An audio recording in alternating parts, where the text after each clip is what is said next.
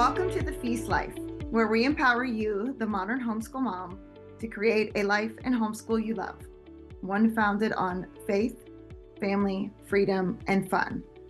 I'm your host, Julie Ross, creator of the award-winning homeschool curriculum, A Gentle Feast, and a certified Christian life coach. For more information on today's episode and to access my free gift for you, check out thefeastlife.me. Charlotte Mason once said, "Life should be all living, not a mere tedious passing of time." So on this show, we seek to savor the feast of life. Girl, grab your favorite beverage and pull up a chair. You are welcome at this table.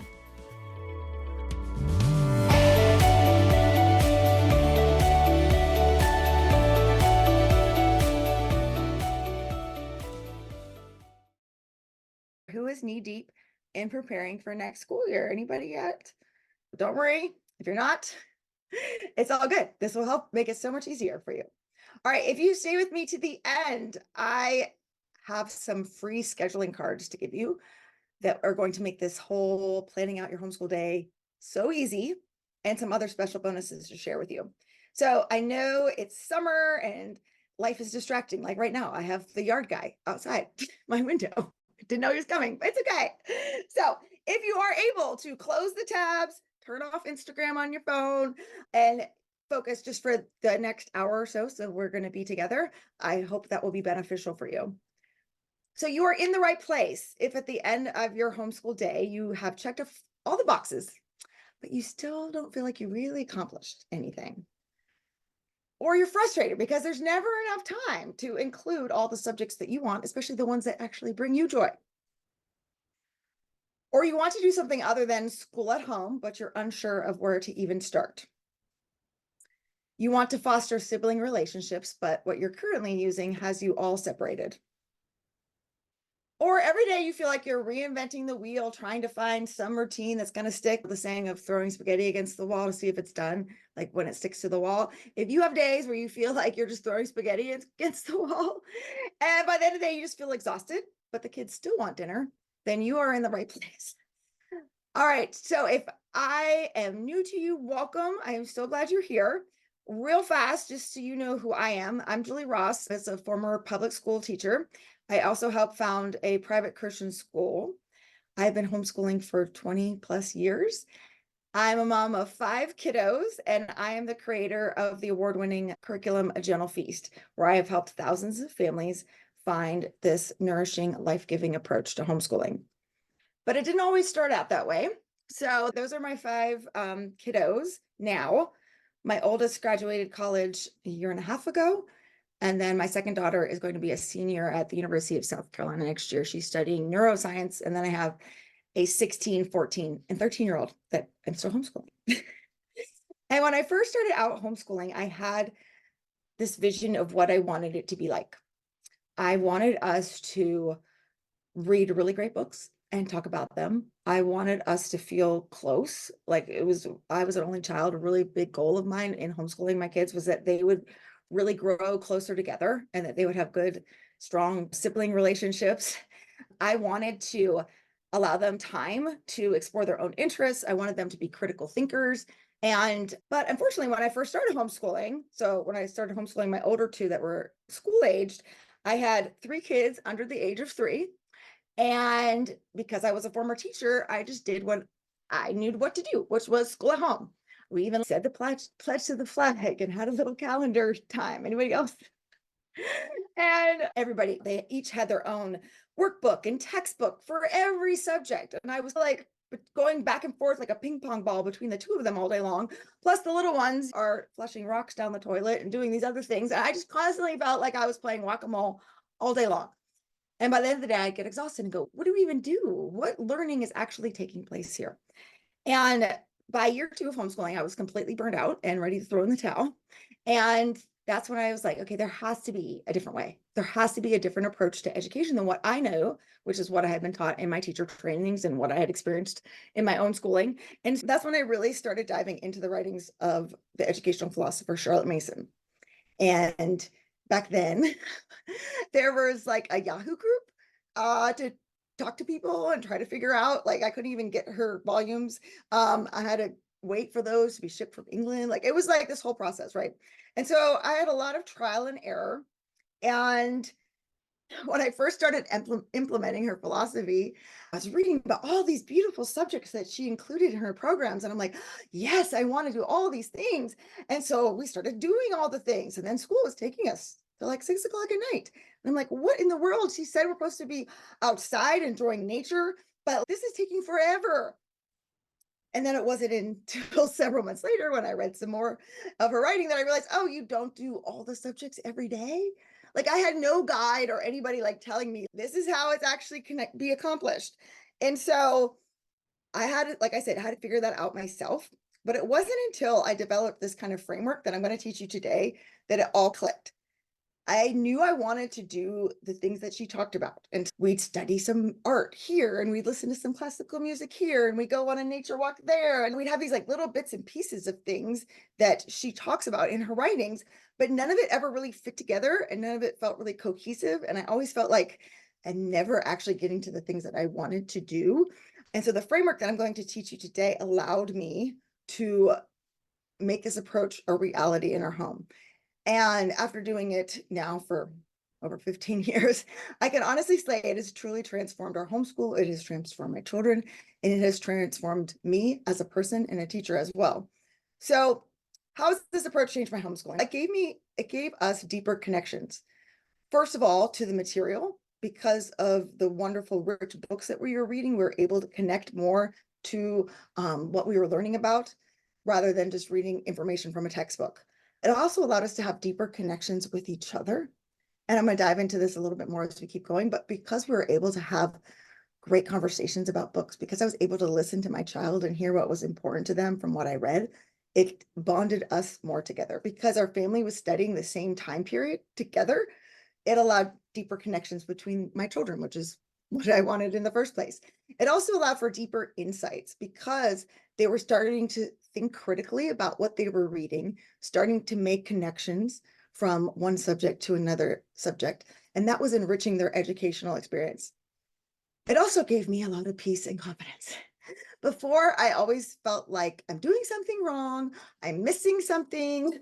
What am I not doing that I should be doing? I was staying up till midnight on Pinterest trying to print out new things that were going to like magically solve all their problems. And once I had this framework, and it's like this became part of our natural rhythm and atmosphere of our home, I didn't feel that stress and anxiety anymore. It gave me a lot more confidence too, because I knew what to expect. Every day wasn't just a game of whack-a-mole or throw spaghetti against the wall anymore. It was like, oh, I know what I'm doing. Okay. And that gave me more confidence as a teacher. It also changed our affections for what is good and beautiful. And this is probably why I love this approach so much, because it really does change your heart that you desire to look at beautiful things, listen to beautiful things, learn beautiful things, have this wonder and curiosity that I wanted my kids to have in the first place. And it also changed me as a person. It made me want to pull off the side of the road and look at a bird. And we were at Dollywood last week.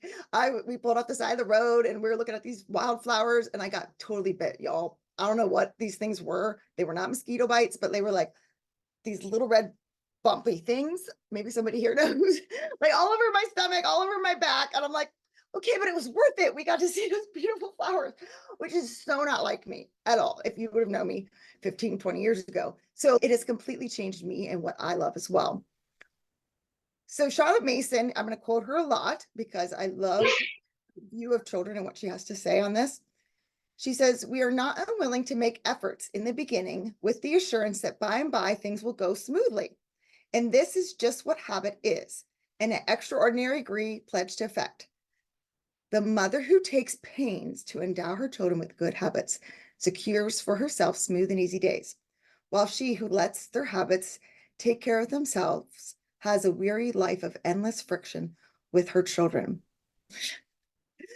So when we are instilling good habits in our children, it allows our homeschool days to be smooth and easy. I use that phrase a lot, smooth and easy. It's like the rails on which a train runs. We're laying those down by what we're doing in our homeschool. And so the framework I'm going to teach you is all based on this concept of habits. And when you have these habits in place, it makes everything run smoother rather than having this kind of weary, endless friction of what do we do now? How am I supposed to do this? How am I supposed to do that? Once you have this routine and this framework in place, all the other pieces fall together so easily. So as you can tell, this is an old picture of us during morning time. And I'm going to read from the book For the Children's Sake. So if you've never read this book, this is the book that changed my whole world. So I highly recommend this book to everybody who is just starting out trying to look at this approach. If you have not read it, I highly recommend it. But she says routines form habits. Take the area of human relationships. Routines do not make the relationship, but they are the frame upon which we hang our experiences. Some families do not have a routine of eating meals together anymore.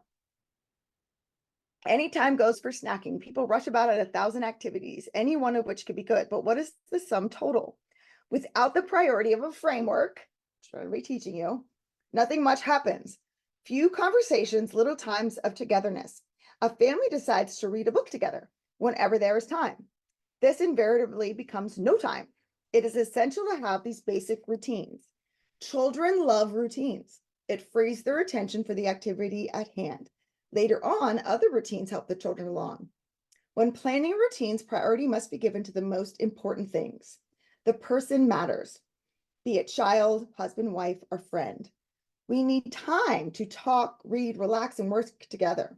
Our relationship with God matters. Where's the time to be found for that?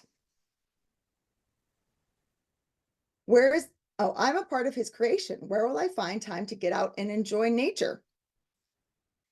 There is too much work to be done and I am finite. I need to accept that reality and plan the time and priorities carefully. Y'all, now that I have adult children, I can tell you that the time does fly. And I look back and I'm so grateful that we had these routines in this framework to incorporate some of these really beautiful things, because these are the things that I know shaped my children that are now adults, that shaped them as people. Again, the reason we do this, the reason we have this framework and this routine, and I sometimes talk to people, they're like, I don't like to follow a routine. I just like to do my thing and go with the flow. And believe me, I'm one of those people, like I said, I pulled off the side of the road the other day on the highway, like just driving down, I wanted to see the flowers. So I totally get that. But the routine, having a routine and framework makes it possible to do some of those rabbit trails or do some of those spontaneous things. But when we have no framework at all, our days feel like we're constantly being blown about and tossed about by the wind and the whim of our kids or whatever is happening in our lives. And so if we want to use our time wisely, we have to be purposeful, we have to be intentional, and we have to plan ahead of how we're going to use the time that we're given. As I was thinking through, okay, obviously me doing every subject every day is not going to work. And doing all these kind of Charlotte Mason-y things here and there and being out in nature and reading here and just, oh, I hope we have time where we can go do XYZ. That was never actually working. So I'm like, okay, I have to change this. I have to come up with some sort of framework here. And so Charlotte Mason talks a lot about that education is a feast. And she uses this food metaphor a lot. And so it got me thinking, maybe I could organize our days like you would organize a feast. And if we take a 4-course meal and we organize our days like that, will make us have a rhythm and routine that we can then fall into place and put the different pieces in. Because with this approach, right, it's not use this workbook, do page 75, answer these 5 questions. If you want a life-giving education that is actually nourishing your whole child, like it's different. So how do we actually fit all of this into our day? And when I finally came up with the idea of, oh, it's just like a 4-course meal, it was like light bulb. If you want, you can have an earbud until we get there. Work, which is so important. So let's dive in. Okay, so think about like your favorite like restaurant here.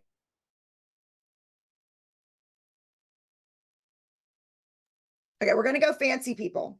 I want you to think of, if you've ever been at a fancy restaurant where you have a 4-course meal. Okay, so what are we going to start off with? So we're going to start off with the appetizer. So when I'm thinking through our school day, the appetizer is morning time. Now, for me, this was super helpful. I had heard someone say this once somewhere when I went to some homeschool convention or something, probably, that You should start your day off with whatever the most difficult thing is. So I thought that was great advice. I came home and we started doing our homeschool day with the subject I thought was the hardest, which was math. I'm like, okay, we're going to get math out of the way. We're going to get it done with, no problem. And of course, my two girls didn't really think that was a great idea. And I didn't really either. You know why? Because none of us like math. And it would be like the equivalent of someone like handing me a mop when I got out of bed first thing in the morning. The mopping the floor is like my least favorite chore. And that doesn't make me want to get out of bed in the morning. I'm not super excited to get out and start mopping. And my kids weren't super excited about stopping playing or whatever it was they were doing in the morning and come sit down and start math. And so I was like, okay, this is not going to work. And if that's working for you, great. That's awesome. But for me, that did not work. And so I was like, I don't want to start our day off like this. I don't want to start our day off arguing. I don't want to do like the hard thing first to get it out of the way. I want to start off our day with something that's beautiful and makes me want to come start school and be together and feel that connection. And Charlotte Mason included several beauty subjects, and was what I call them, because they're very like full of like art, music, poetry. They're very beautiful. But she had them throughout her day. So I first started trying that, like I was saying, and it'd be like, I felt like I was herding cats. Like one kid's reading over here, one kid's doing this, my little ones are here playing with blocks. And I'm like, oh, now we have to look at this picture for 5 minutes. Everybody come back. And it was like, this is not working. So what if I put all those subjects together and we did them first thing in the morning? And we started off with it actually was most nourishing to us. So that's how I came up with this concept of using morning time. So I highly recommend you have a start time to your school day. If we try to do too much before we start our morning time together, again, it was like herding cats. Everybody's off doing chores or doing this or doing that. I would play beautiful music and I would light a candle and I would have something good for them to eat. Believe me, I'm a big fan of feeding my children when I'm trying to read to them because it keeps them quiet. So having something good for breakfast during the morning time, super easy way to get some reading of your Bible while they're chewing on their food. And this is really key because even if the whole day goes south, you have fed them with really what is the most important, right? We start our day off with Bible, you fed their souls, and then you've also given them something beautiful that's put them in touch with their creator. So Charlotte Mason said, it's not too much to say that a morning in which a child receives no new idea is a morning wasted, however closely the little student has been kept at his books. And that was so convicting for me when I read that because I have been really good at keeping my students at their books. We had a book for everything. And we had a textbook and a workbook for every subject. And they were spending hours and hours a day doing these things. But it was a waste because they were never given any inspiring idea. And so when you're thinking through your morning time and what you want to include, again, I am just sharing with you some ideas here. Okay, this is not thou shalt do all these things. Okay, just want to put that out there. If some of them sound great, try it. If you're like, nope, ain't doing that, that's totally great too. Like you need to know yourself and your unique family. So I am just sharing ideas here. Okay, so these are some of the things I include in morning time. Now, these are, like I said, subjects that Charlotte Mason included throughout her day. I just smushed them all together in morning time so we would actually get to them again, because if I waited till we had time to get to them, we never actually ever got to them. Okay, so we start off with our Bible reading. Then we do singing, folk songs, hymns, things like that. Composer study is learning about a composer and listening to several pieces of their music. Charlotte Mason picked 3 different composers a year to study. Same thing with picture study. So you're going to pick an artist, 3 of them per year, and you're going to look at 6 or so of their paintings. Recitation is not something we have in school anymore. So you probably have not heard of this one. So recitation was actually a subject in Charlotte Mason's time in the early 1900s because they didn't have TikTok back then. So how did you entertain yourself on a Friday night? People would stand up and they would recite. They would recite speeches, poetry. If you've seen Anne of Green Gables, I'm a huge fan. Like she wins the recitation award for reciting the poem. But what it does is it allows your child to learn to speak clearly, to read with emotion and enthusiasm, which helps with public speaking, which we all know is extremely important on today's world, right? Poet study, so learning about a poet and study, just like you do with artist study and composer study, learning about several of their poems. You could do a read aloud during morning time, fables, folk tales, Shakespeare biographies. Those are all great things to read in the morning time. But here's the key. Other than Bible, you're doing all these other things only like once a week. So again, I was trying to do them all in one day, which was taking forever. So here's some really key, just Bible and one other thing. That makes it doable. So like in 25, 30 minutes, we can have our morning time, Bible and one other thing, Bible and one other thing. And the way I do it is I just go through my one other things in a row. And that way, if somebody's throwing up in the morning and we don't get to picture study on Tuesday, it's okay. It doesn't have to be on Tuesday. I just know the next time we're together, we're going to do picture study. Okay.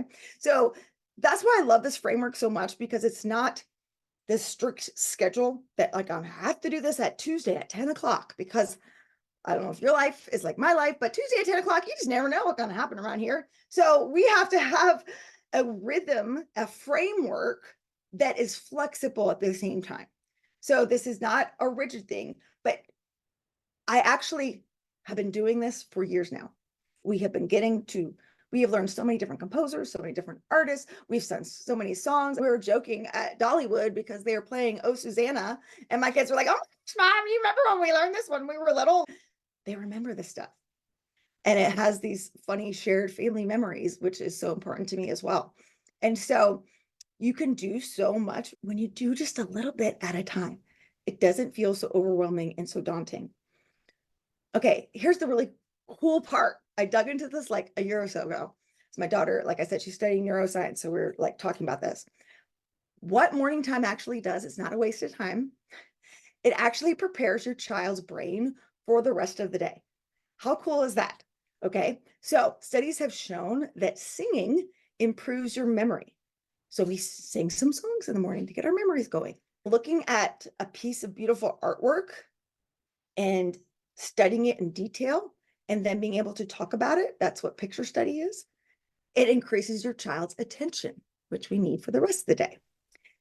Listening to classical music releases dopamine, which is the happy chemical. Don't you want to start your day off feeling like good? And then listening to poetry, listening to beautiful read alouds develops a child's imagination and their ability to think critically. So all of these things that you do in morning time, plus just the foundation of scripture, is preparing their heart, soul, and mind for what you're going to be feeding them the rest of the day, which is so cool. But here's the thing, y'all. Morning time is just the appetizer. I talk to people and they're doing like 75 things during morning time, and morning time takes an hour and a half. Believe me, it is so tempting because I don't know. This doesn't happen to you where your like kids are like playing so nice and you don't want to interrupt them to tell them it's time to start school because it's, oh my gosh, they're playing. So, oh, look at them. They're so cute. They're playing together. He's sharing and that's so sweet. And you're like, it's okay. I know it's time to start school. We're just going to wait like another 20 minutes. And then by 20 minutes later, everyone's in tears and fighting, right? And they're like, okay, now fine. We're done. No more Legos. We're starting now. Am I the only one? Okay. Well, that used to happen to me too. And then I just started blaming the clock. Oh, the clock says 8:30. Sorry, we're gonna have to stop now. It's school. That wasn't my fault because clock. Yeah. But same thing with morning time. It's so tempting because we're sitting here and it's so beautiful and we're listening to beautiful music and everybody's happy. Oh, we can just add one more thing and then one more thing. Like, so one more thing. And then it's an hour and a half later and now everybody's crying and everyone's fighting and we're just in a really bad mood. Start on a good note. Okay. So just having this kind of appetizer, just like when you go to a restaurant, right? I have this problem. I love Mexican food. It's my favorite. I will eat so much chips and salsa that by the time the actual meal comes, I don't want to actually eat any of it, but I force myself to eat it because I love Mexican food. And then I feel like I'm going to be sick. Anybody else? Yeah. We don't want to do that with our kids. We don't want to feed them so much in this morning time that they're stuffed. Okay. It's just appetizer, just a little bit. Keep it short, under 30 minutes. Okay. All right, so now let's move on to the next course. Okay, our soup and salad course. And I put language arts in here, the soup and salad. Soup and salad is light. It's providing a lot of nourishment though, in a little portions, okay? Salads are so good for you. The soups are so good for you, so hearty, okay? But we're just getting a little bit of it. Again, it's not to fill us all up here. And the way I was doing language arts before we had a workbook for vocabulary, a workbook for spelling, a workbook for grammar, a workbook for handwriting, a workbook for actual writing. And that was for each child. And each one took 45 minutes. And I wondered why I was so exhausted. I don't know. So the thing that like was so revolutionary for me when I looked at Charlotte Mason's approach was like, oh, this is supposed to be holistic. We're supposed to learn these language things in the context of what we're already learning. So I don't need all this extra stuff that's going to take us all this extra time, because we can learn spelling and handwriting and grammar concepts in the context of what we're already doing here. And so it cut down on so much time and so much battling. So Charlotte Mason had writing integrated into the main subject. So I'll talk about that when we get to the main course here and those subjects. But writing wasn't a separate subject. It was included. You are writing in everything that you're learning all day long. So we don't need a separate subject for that. Okay, and then the way that she taught spelling, reinforced grammar, taught handwriting was through a practice called copywork and dictation. And this wasn't just her. If you look at textbooks from the early 1900s, this is how it was approached. Copywork is basically choosing like a poem, a speech, an excerpt from one of the books that you're reading and copying it, just like it sounds. So you're learning your handwriting, you're looking at the words, you're spelling them. And then dictation is at the end of the week, asking your kids or telling your kids what the passage says. I'm just going to make up something here, like Jack and Jill went up the hill to fetch a pail of water. And they're going to write that from memory. So that shows that they have internalized the spelling, the handwriting, the capital letters, periods, those kind of things. And it's a process. It's not as easy as when you have a language arts workbook where it's like 1 through 10, you got 9 out of 10 right. Woohoo! Now I know that you know this. Copywork and dictation is a slower process, but what was so hard for me at first was I was so inconsistent with this.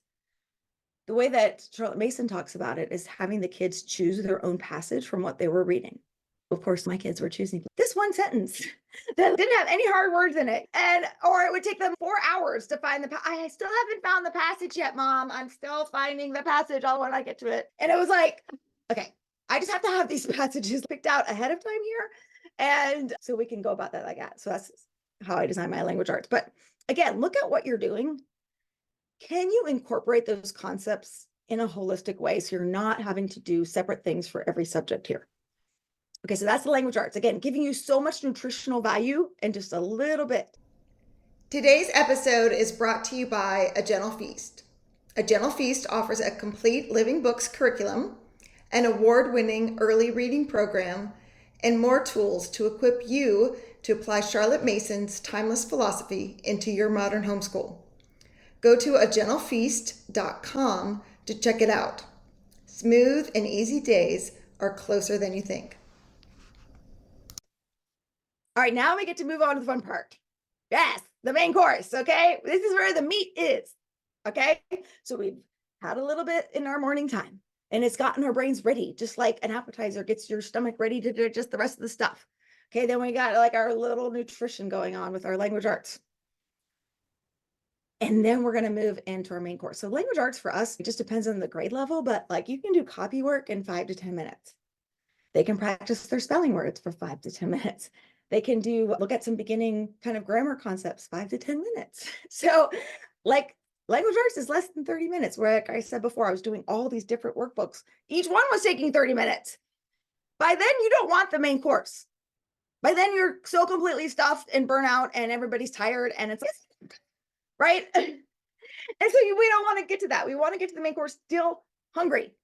We want our kids to still be hungry, to still want more of what they're going to learn. Now, when it comes to the main course, what's really key for you to think about is what actually feeds your children. I'm going to let you know. I'm going to give you a little hint here. Actually, let me read the Charlotte Mason quote first. She says, in saying that education is the life, the need of intellectual and moral, as well as physical sustenance is applied. The mind feeds on ideas. Therefore, children should have a generous curriculum. So we're not just feeding our children's minds. This isn't just about academics. We're feeding them a as moral, spiritual beings. We're feeding them as physical beings and feeding their minds. Seeing the child as a whole person is what you're offering your child in the main course, feeding them as a complete person. And then she says the mind feeds on ideas. The opposite of ideas is information. I used to think that the only way to properly grow and care for this child is to stuff as much information as possible, because that's what I had learned as a school teacher. We have these standards, we have these things we have to cover, make sure the children know it, stuff it, stuff it, stuff it, stuff it, so they can pass the state test. That was like my model. And so I went into that with my kids.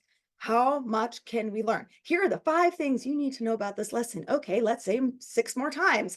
Let's put them on the wall. Let's put them on flashcards. Let's go over them over and over. This is what you need to know. Rather than when you feed on ideas or what are life-giving. So she says education is a life. If you want to create a life-giving homeschool, that's the name of this class, you have to feed your children with ideas. She says if we feed children information, it's like filling them up with sawdust. It clogs the machine. It keeps the machine of their brain going. It gets clogged. Think of a scarecrow that could be stuffed, but it's not real. It's not living. Okay. So feeding our children with ideas instead of information. Another thing that doesn't feed a child's mind is busy work.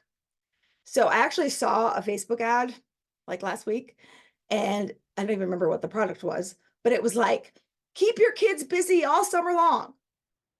And I was like, I don't want that. I don't want to keep my kids busy all summer long. I want my kids to be bored. I want them to use their imagination. Plus, if it's my job to keep them busy, that's exhausting, right? I gotta feel like I'm like leading a circus around here. I do feel like that a lot of the times, but like I'm the circus master and I have to be the one entertaining everybody and coming up with this. What happens is we condition our children to look to someone else to keep them busy. They don't know what to do with themselves when they're not busy. I don't want my kids to be like that.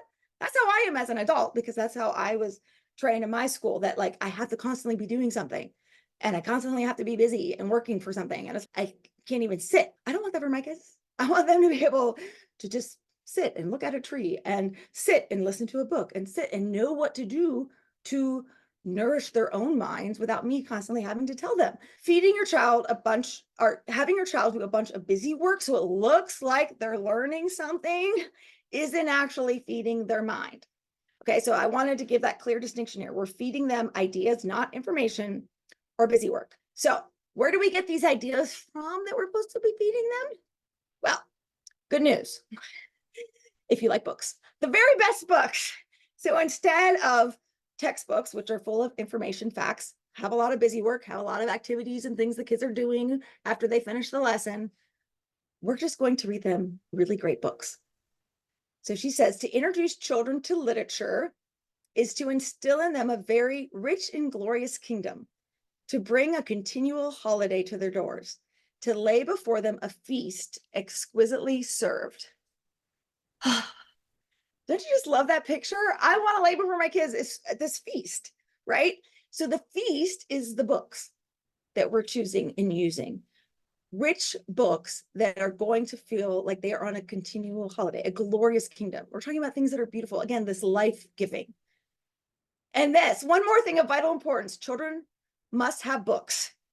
Living books, the best are not too good for them. Anything less than the best is not good enough.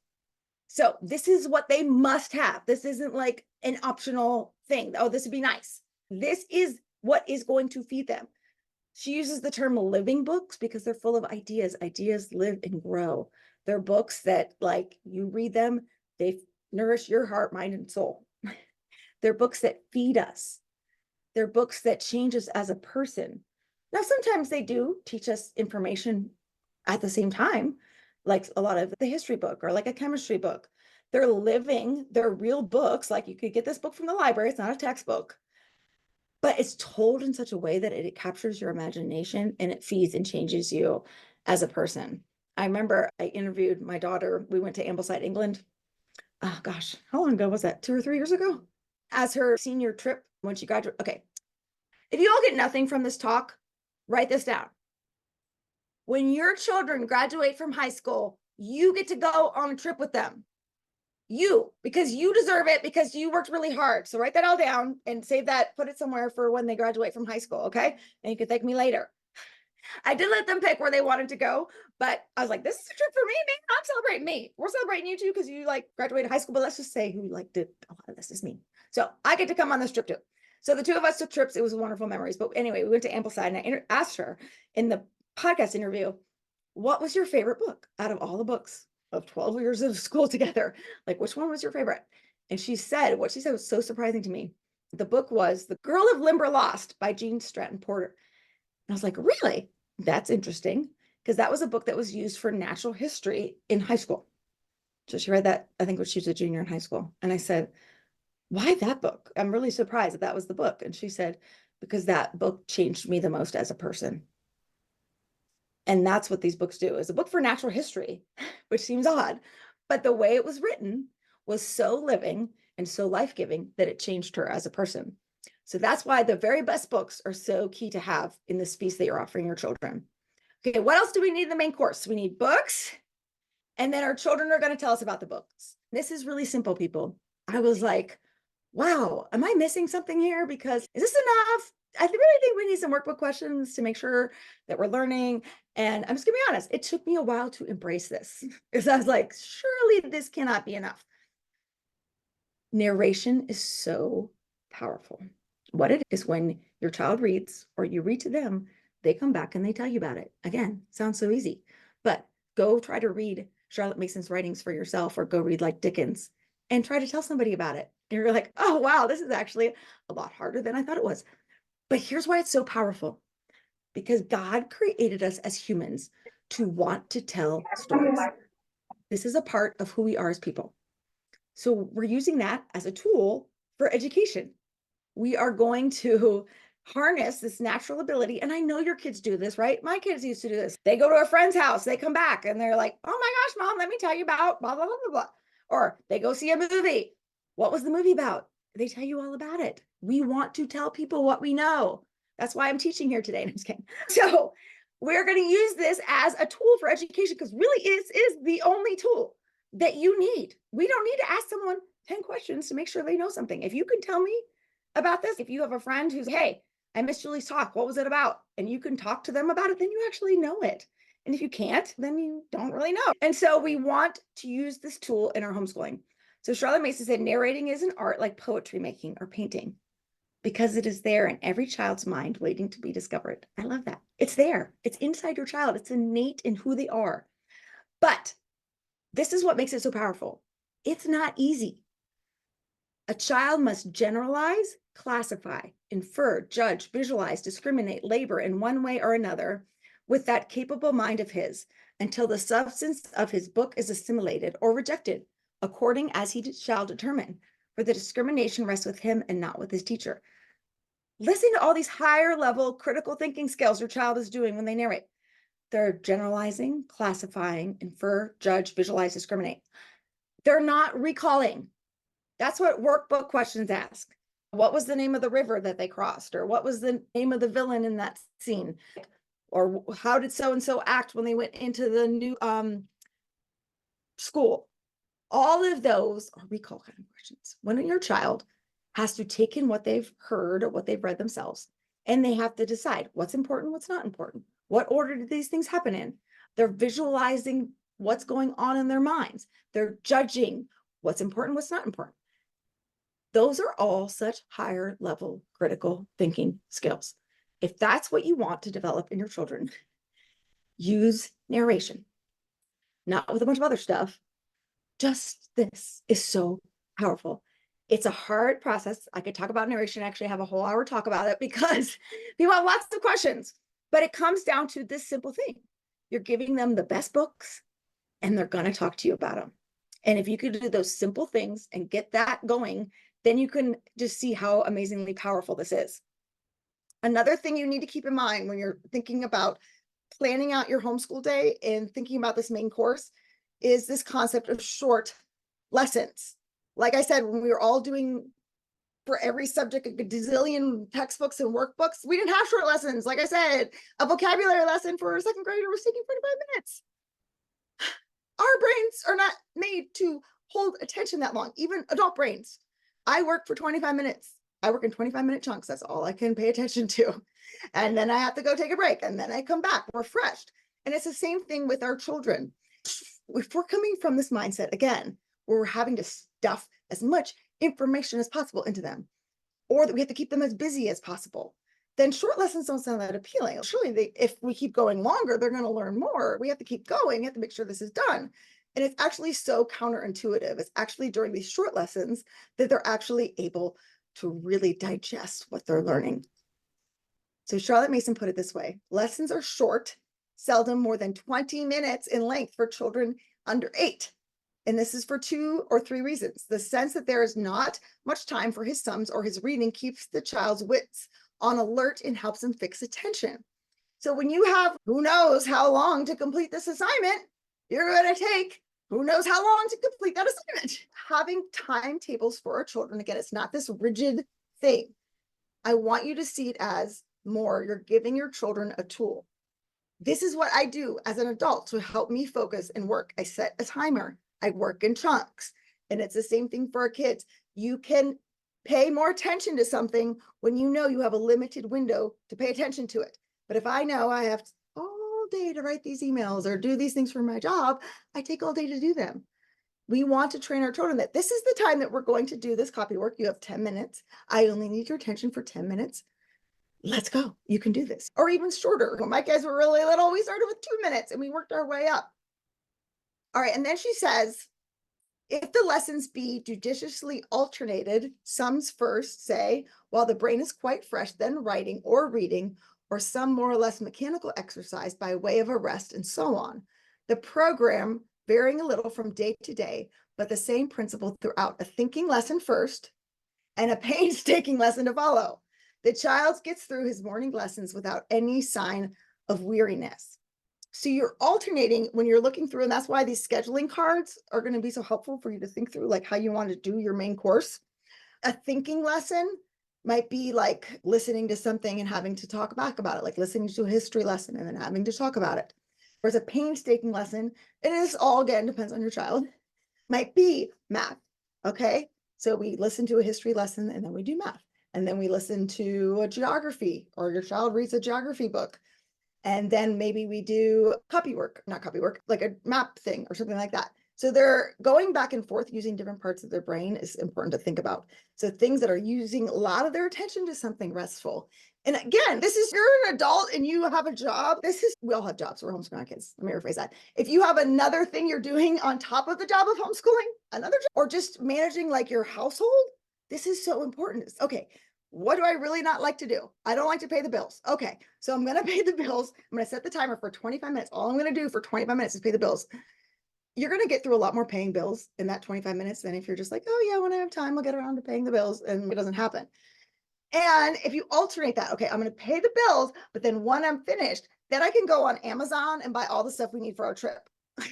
Because to me, that's fun. So, okay, I can do this for 25 minutes because I know after that, I'm going to do another activity. It's not like I'm going to go eat bonbons and watch Netflix, but I'm going to do another activity that for me is like really thinking through that for your children, or for you, like I said, as an adult, when you're trying to like think through your task, or I got to go mop the floor. I'm going to, my least favorite chore, but I'm going to set a timer. So I only have to do it for 20 minutes. I can do this for 20 minutes. And then afterward, I get to do the chore I really like, which, like, again, is online shopping. Okay. Then what's the last course? Of course, we have dessert. Okay. So dessert are these afternoon occupations. So because we're having short lessons, we can get through a surprising amount of material on a really deep level in a shorter period of time, so that we are actually finished with most of our lessons by lunch, even though my kids are now in high school. And then we can have time for these afternoon occupations, and they can be various. Okay. As they get older, I like to give my kids a little bit more, like in high school, I like to give them a little bit more say of, okay, what do you want to choose to do from these ideas? Or what ideas do you have for something that you could do in the afternoon? But here are some ideas of things that we've done. We read aloud. I like to bring my kids back together at the end of the day. So during this main course time, depending on their ages, they might be doing some of this stuff independently. If you have young ones, obviously some of this, or a lot of it you're going to be doing with them. So I like to bring, if I have older kids that have moved to different areas downstairs, bring them back and have a read aloud that we can just enjoy together and end our day on a good note. This is what is key. This is why a framework is so important, because even if things got out of whack here and there, and this thing happened out of the ordinary, or we had to go to this appointment, or this person stopped by, like we still have our end. We had our morning time and we have our end. So think of how can you end your day on a sweet note? Get it? Dessert? Yeah. Okay. Something that actually like feels good to you, not, oh, we're done and you're going off here and this child's going off here and now I've already started prepping dinner and oh yeah, I guess school's over. Like having some sort of definite stop time to your day. It doesn't have to be the same time every day, like I said, in case something happens, but just be like, okay, guys, like in 30 minutes, school's over. We're going to meet back up and we're going to do something. So read aloud. I like to do it that way. Poetry tea time is basically just reading poems over tea. Very simple. Nature study is great if you want to do some watercoloring, look at some nature things. If you wanted to do a nature walk, handicrafts, doing something with their hands, learning a skill. So valuable. Like I said, as they get to be teenagers, I started letting them pick, what do you want to do? What's something that interests you? Play is not like an extra thing. When they're little, especially, they are learning so many skills through playing. Chores can be in the afternoon, teaching them how to cook, teaching them how to mop the floor. Very important activities. And then interest-led activities, again, like what is something that is interesting to them? Having time in the afternoon for that exploration is so vital and important. Come on. And then we have our 4-course meal, but we're going to get thirsty, right? As the day is going on, you need to be filling your own cup. So don't forget to have a beverage when you're planning out your feast. You need to be nourishing yourself as well. Charlotte Mason put it this way: there is no sadder sight in life than a mother who has so used herself up in her children's childhood that she has nothing left to give them in their youth. Then when her children come to that most difficult time between childhood and full development, she is nonplussed. And though she may do much for her children, she cannot do all she might if she, as they were growing. Is there not some need for mother culture? But how is the state of things to be altered? So many mothers say, I simply have no time for myself.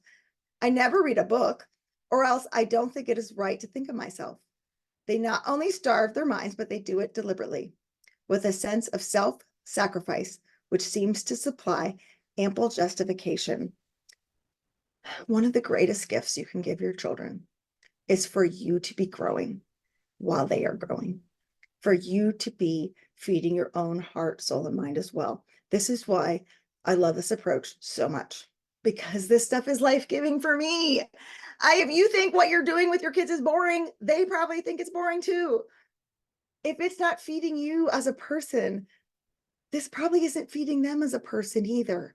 And using this approach, I have learned so much. Like I said, my affections for things I never thought I would like, classical music, y'all. Like all these things that my heart has changed to them as we've done this for many years now, right? It wasn't like a first time thing of, oh, I love this. I love Shakespeare. That wasn't the case at first. It was changing my affections and I was growing as well. So when you're planning out your school day, when are you going to get your beverage? And this is just for you. Okay. So maybe it's before morning time with your kids. You're having your own morning time and you're spending time in the Word, or you're spending time journaling or doing something that's super nourishing to you. Even if it's just 5 minutes, y'all, 5 minutes is going to change your homeschool day. Trust me. Another way I used to do my beverage is when my kids were young, after lunch, they would have rest time. And I would set a timer. Again, the timer, having a definite time for things is so important. I would set a timer for 15 minutes. I would light a candle. I would make some tea, and I would allow myself to sit down and read a book for 15 minutes. I didn't want to do that. I wanted to do laundry or do the dishes or like all the million to-do lists that we have as homeschool moms. But I made myself sit down for 15 minutes and nourish myself and fill my own cup. Now my kids are older, so we don't have rest time, so I don't do it then, but I do it right before I go to bed. I have my journal and my book right on my pillow. So as soon as I lay down at night, oh, I can't go to sleep because I just hit my head on this. And it makes me spend, again, I'll set a timer for 15 minutes. I just need 15 minutes to fill my cup. You can fill your cup in 15 minutes, but most of us just wait until we like, oh, I'll do that when I have time. I'll do that when everything else is settled and everything else is easy. No, you're going to get dehydrated if you don't have a beverage. Can I get an amen? So fill your own heart, soul, and mind at some point during your day as well. So those are the 4 courses in your day. So you have your appetizer, your morning time, just enough to get your minds ready for the school day. You have your language arts, your soup and salad can be so easy when you're doing writing in the context of narration with your main subjects. Then you have your main course, it's all the subjects. And then you have your dessert, your afternoon occupations, adding in something to end your school day. These can also be, as your children get older, they can do a lot of these dessert type activities on their own, and you can just give them a checklist to see how they're doing. All right, so I'm not sure why you came today. Maybe you're frustrated with the traditional approach to education and you want to provide your family with truly living ideas.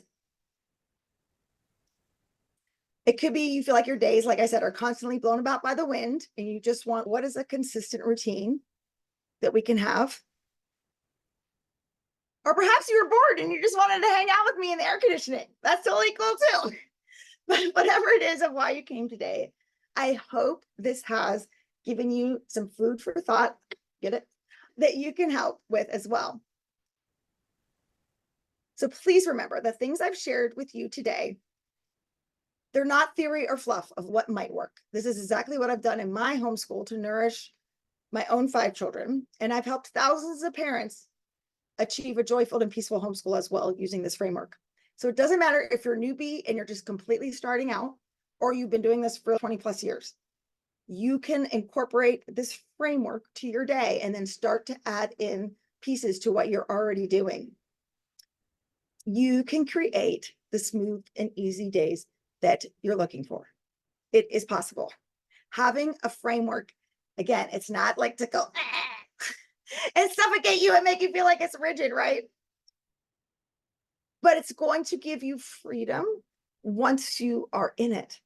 It is so nourishing. It is a feast. It is this beautiful 4-course meal that you get to enjoy with your children. What a gift this is, right? What a blessing that we get to sit with them and enjoy all these beautiful foods day after day after day that are feeding their mind and feeding our minds as well. So do you think this framework will help simplify your homeschool?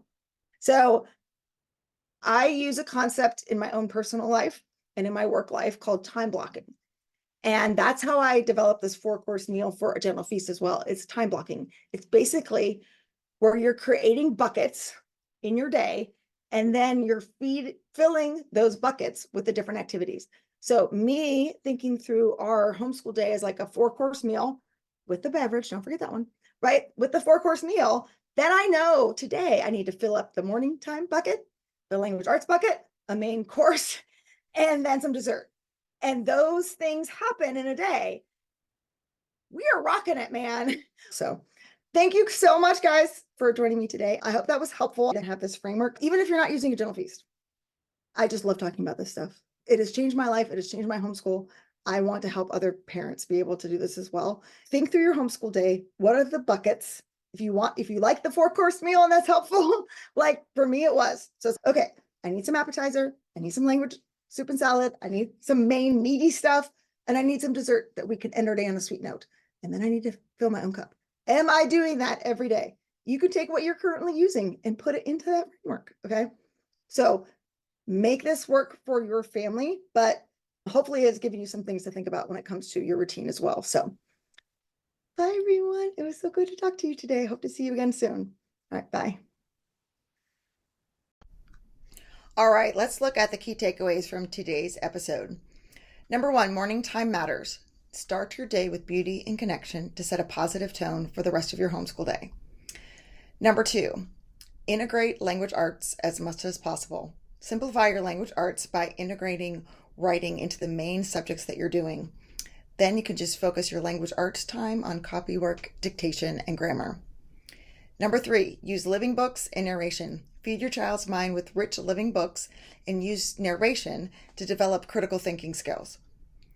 Number 4, short, focused lessons. Keep lessons short and varied to maintain attention and prevent burnout.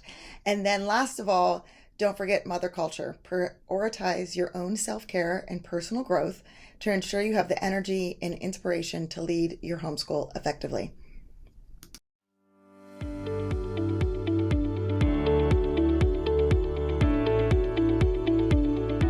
Hey there, Julie Ross here. I just wanted to say thank you for listening to today's episode. If you like this show, it would mean the world to me if you would leave a positive review in iTunes. This really does help people learn about the podcast. And each month I will pick a winner to receive a free gift. Don't forget to check out all the free resources we created for you at thefeastlife.me. Thank you.